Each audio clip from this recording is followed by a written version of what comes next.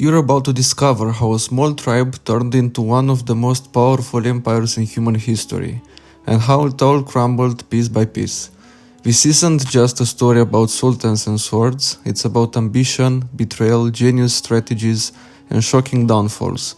Stick around because what happened to the Ottomans is a warning that echoes to this day. Let's rewind the clock to the late 1200s. The Mongols were tearing through Asia, the Byzantine Empire was falling apart, the Islamic world was divided, and the Crusaders had just been kicked out of the Holy Land. It was chaos. In the middle of all this, a tiny, almost irrelevant Turkic tribe led by a man named Osman. They didn't have their own capital, just a few hundreds warriors and a dream. But Osman had something that set him apart: vision and timing. He took advantage of a collapsing Byzantine border and started grabbing land, not with massive armies but with speed, surprise and alliances with local lords. That's when the dominoes started to fall. By 1299, Osman declared independence. That's officially the birth of the Ottoman Empire, and from that moment on, they didn't slow down for centuries. Osman's son, Orhan, took things further. He captured Bursa in 1326, their first real capital. Then they introduced something that gave them a huge edge: Janissaries. Elite soldiers taken as children from Christian families, raised Muslim, trained to be deadly loyal killing machines. It was genius and brutal, a brainchild of statecraft that gave the Ottomans a military edge no one else had. They didn't just fight well, they governed smart. They let locals keep their religions, customs and even leaders, as long as they paid taxes and stayed in line. No forced conversions, no mass executions. That tolerance helped them grow faster than any other empire at the time. By the 1400s, the Ottomans were knocking on the Constantinople's door, and in 1453 they blew it off the hinges. Mehmed II, aka Mehmed the Conqueror, was just 21, but what he pulled off was nothing short of historic. 80,000 troops, massive cannons built by a Hungarian engineer, and a surprise naval attack from behind. After a 53-day siege, Constantinople fell. The last remnant of the Roman Empire was dead. The Ottomans renamed it Istanbul and made it their capital. This wasn't just a military win, it changed the map forever. Trade routes shifted, European powers freaked out. The Renaissance sped up because scholars fled west with ancient texts. The Ottomans were now a superpower. Skip ahead to the 1500s. One name you need to know: Suleiman the Magnificent.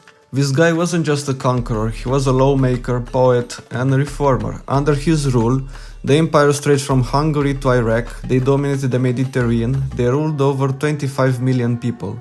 Suleiman modernized the legal system, he reorganized the tax code, he made the army even stronger, he built schools, mosques, libraries. Even Europe respected him, they called him the lawgiver. But here's where things start to crack, slowly, quietly. After Suleiman died in 1566, things didn't fall apart overnight, but the slide had begun. His successors, not great, many were raised in isolation with no real-world experience. Some were manipulated by palace officials or power-hungry mothers in what became known as the Sultanate of Women. Corruption spread, military discipline declined, Janissaries became politically powerful and lazy, innovation slowed. Europe, meanwhile, was catching up fast. They were building navies, exploring the Americas, creating new weapons. The Ottomans, they stayed stuck in the past. And then came Vienna. In 1683, the Ottomans tried to take Vienna again. It was their second attempt. This time things went horribly wrong. The siege lasted 2 months. Then came the Polish king Jan Sobieski and his cavalry, one of the largest and fastest charges in military history. The Ottomans were crushed. It was the beginning of the end. The defeated Vienna shattered their image of invincibility. European powers saw blood in the water and started chipping away at Ottoman territory.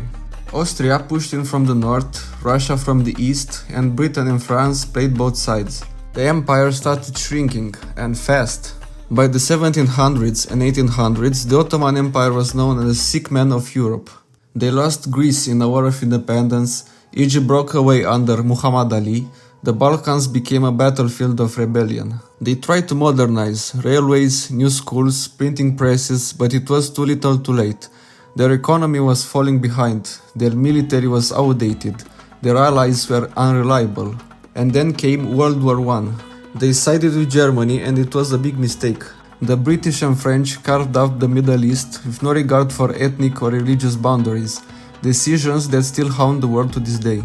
The final nail in the coffin? The Turkish War of Independence that started in 1919 and ended in 1923, led by Mustafa Kemal Atatürk, a former Ottoman general who had seen enough. He threw out the Sultan, abolished the monarchy and turned Turkey into a republic.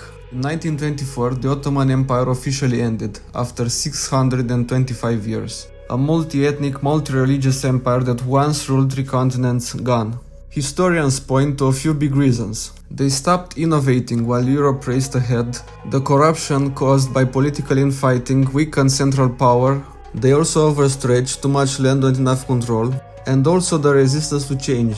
They feared reform would weaken tradition, but sticking to the old ways was deadlier. It's a classic case of what happens when power isn't paired with progress. Even though the empire fell, the Ottomans left a deep mark. The architecture of Istanbul still inspires awe. Their legal system influenced many modern countries. Food, music, and customs from the reign are still alive across the Balkans, Middle East, and North Africa. They changed history, and even in their downfall, they teach us something vital. No empire is too big to fail. It's not just about having power, it's about knowing when to adapt, when to evolve, and when to let go of the past.